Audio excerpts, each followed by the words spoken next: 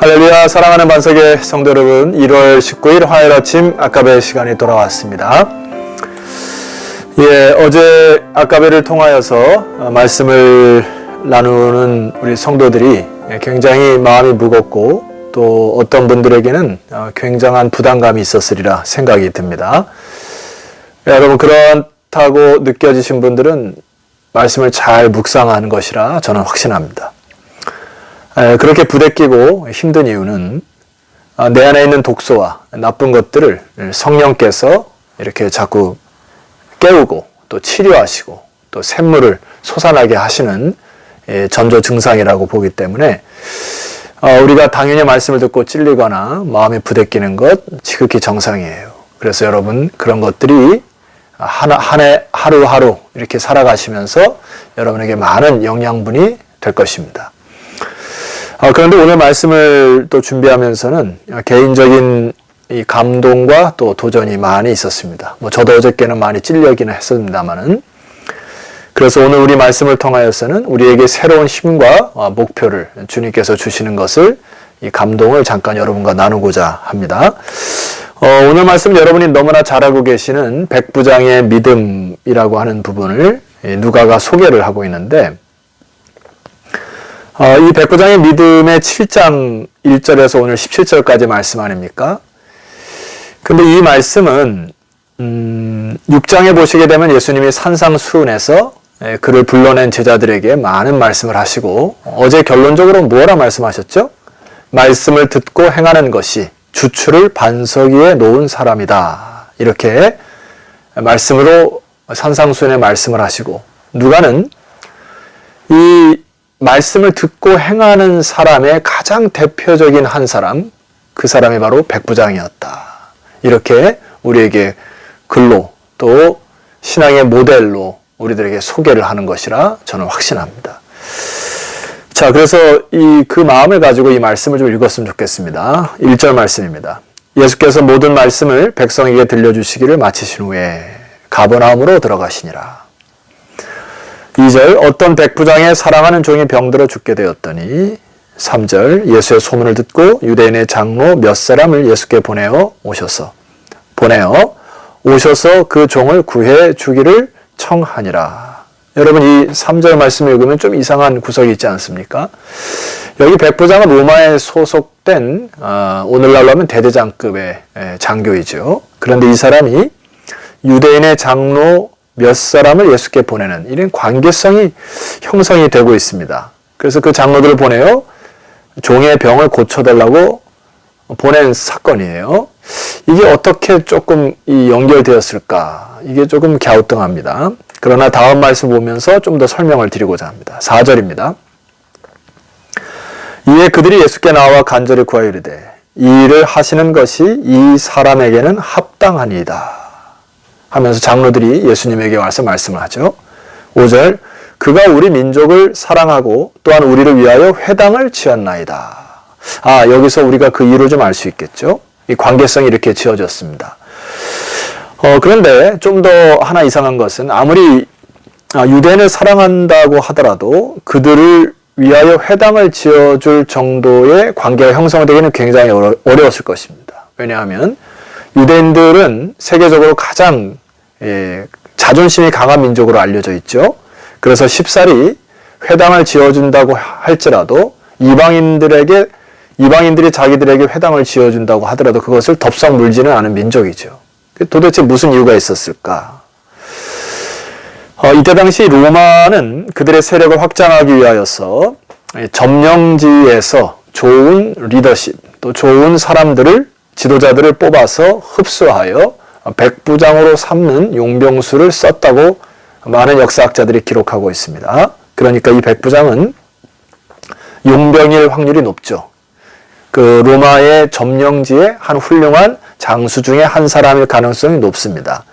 그래서 로마의 신분으로 백부장이 되었지만은, 이가 있는 점령지에서 유대인들이 믿는 하나님에 대한 소식을 듣고 또 하나님에 대한 그 복음의 소식들을 듣고, 그리고 그 믿음을 통하여 개종을 한 개종자임을 추측할 수가 있습니다. 그래서 이 유대인으로서 또 하나님을 아는 자로서 굉장히 독특한 행동과 그의 믿음의 표현이 오늘 고스란히 담아져 있죠. 자, 유대인들의 율법을 꽉 짜서 두 가지로 얘기한다고 하면은 하나님을 사랑하고 이웃을 사랑하는 것입니다. 그래서 하나님을 사랑하는 표현이 바로 이 유대인들에게 회당을 지어주는 표현으로 담겨져 있고요. 사람을 사랑하는 일들은 오늘 본문의 말씀을 잘 풀면서 여러분에게 좀 말씀을 드려야 하게 되겠습니다.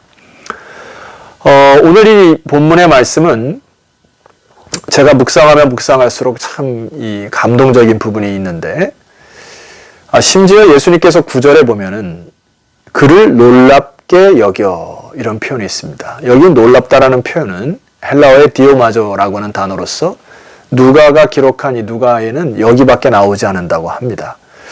그러니까 예수님이 굉장히 그의 믿음과 태도와 자세를 놀랍게 여겼다.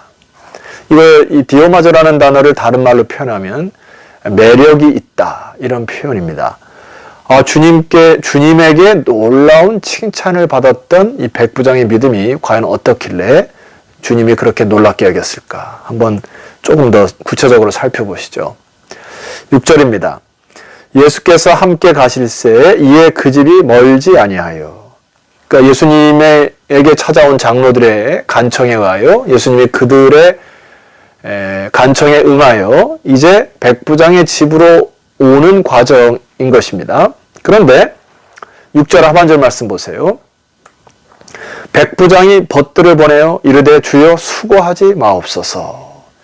내 집에 들어오심을 나는 감당하지 못하겠나이다. 지금 이 상황이 무슨 상황인고 하니 예수님이 장로들과 함께 그 집으로 돌아오는 소식을 백부장이 듣고 성급히 백부장이 그의 친구들을 보내어 내 집에 들어오지 못하도록 간청하는 장면입니다. 이 표현을 보니까 내 집에 들어오심을 감당하지 못하겠나이다 하고 굉장한 예를 갖추게 되죠. 여러분, 이것은 이때 당시에 이 군주제 문화에서만이 이 팩트를 잘 이해할 수가 있겠습니다. 예를 들어 우리나라 옛날에 왕이 있을 때도 왕이 신하의 집을 찾아갈 때 여러분 보통 우리가 사극에서 보면은 집으로 다가올 때 왕의 행렬 앞에서 신하들은 집에서 맞이할 수가 없죠. 막 뛰어나가서 버선발로 뛰어나가 대문에 오시기 전에도 넙죽 엎드려서 왕에 대한 존경과 예우를 표하는 것이죠. 이 백부장의 마음에서 그러한 자세가 보이는 것입니다. 예수님이 소식이 그가 말씀만 하면 기적과 역사가 일어나고 이스라엘 백성들이 기다렸던 그 메시아에 대한 소식을 듣고 마치 그 주님으로 오신 그분이 이 누추한 곳까지 오는 것을 자기는 감당하지 못하겠나이다 하는 믿음의 고백이죠. 자, 7절 말씀 보세요. 그러므로 내가 주께 나아가기도 감당하지 못할 줄을 알았나이다. 이게 무슨 말일까요? 제가 나아가지도 못하겠습니다.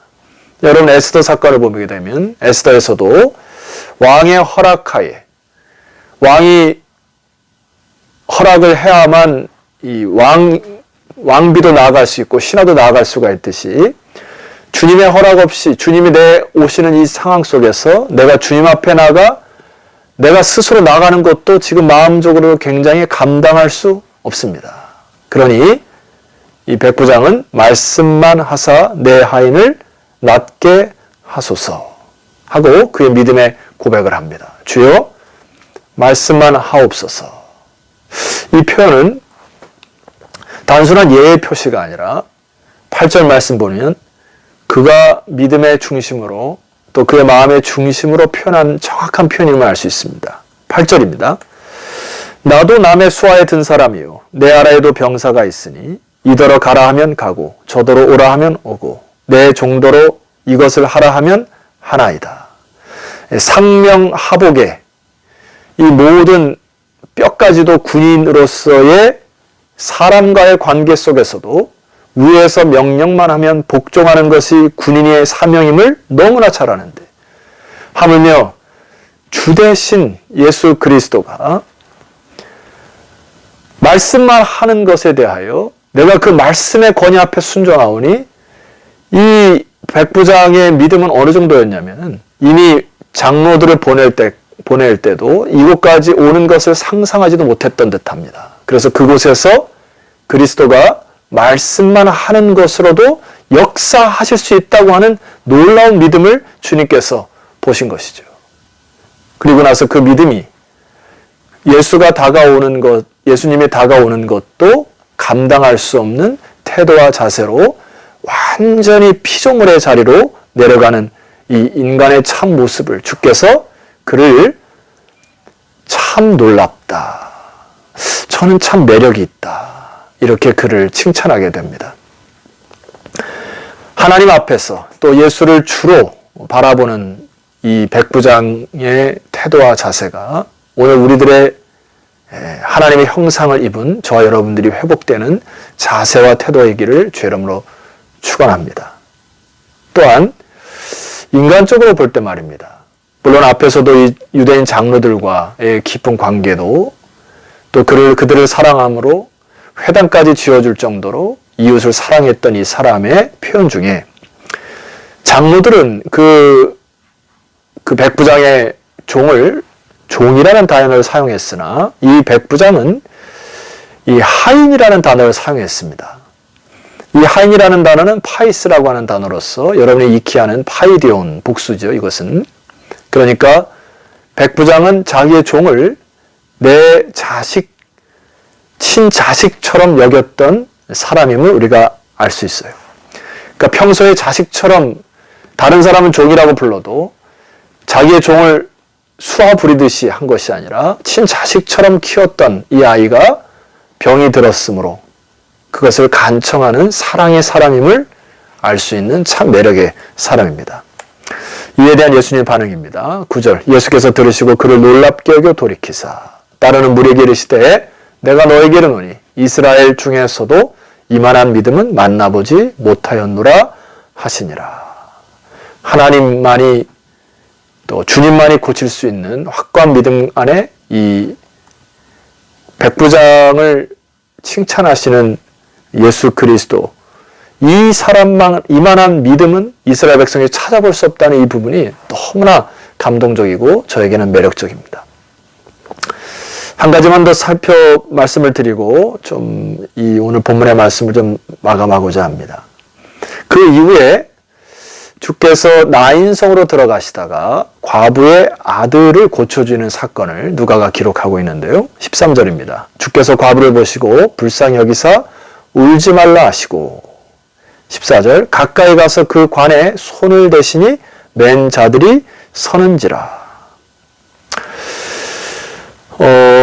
나인성으로 들어가신 예수님이 한 과부가 아들이 죽어온 것을 보고 그의 울음과 그의 슬픔과 그의 절망을 보시고 불쌍히 여겨서 그에게 울지 말라 하시고 율법에서 거부하는, 율법에서 부정하다 하는 그 관에 손을 대시면서 그 아들을 살려주시는 사건입니다.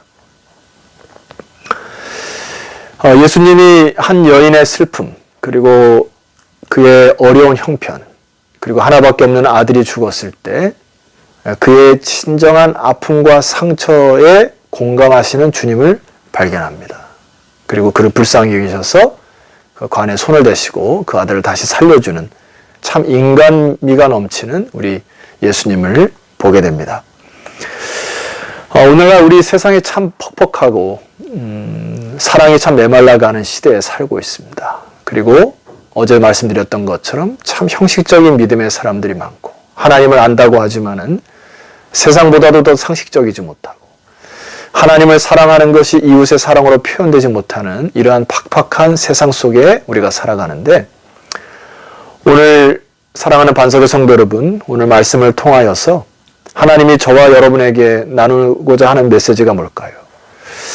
하나님을 사랑하는 것은 결과적으로 이웃을 내 몸처럼 사랑하는, 그리고 나의 관계된 사람 속에서 참 매력 있는 사람으로 그렇게 여겨지고 또 그렇게 인정되는, 자, 그것이 참 신앙이 아닐까 생각해요. 세상적인 사람에게 인정을 받거나 세상적인 사람에게 칭찬받는 것을 좀 거부합시다. 그리고 오히려 하나님에게 인정받고 하나님에게 오늘 이 백부장의 믿음처럼 우리의 믿음의 태도와 자세가 회복되는 저와 여러분 되시기를 주의 이름으로 축원합니다. 기도드리겠습니다. 하나님 아버지, 참 사랑이 메말라가는 이 세대를 살아가고 있지만은 오늘 백부장의 믿음을 통하여 저희들에게 다시 한번 말씀을 듣고 행하는 믿음을 깨닫게 하시니 감사합니다. 우리 주변에 있는 수많은 사람들과의 관계 속에서 이제 하나님의 사랑을 올바로 실천할 수 있는 그런 사랑의 사람들, 또 인간미가 넘치는 우리 그리스도인들 될 수 있도록 축복하여 주옵소서. 예수 그리스도 이름으로 기도드렸사옵나이다. 아멘.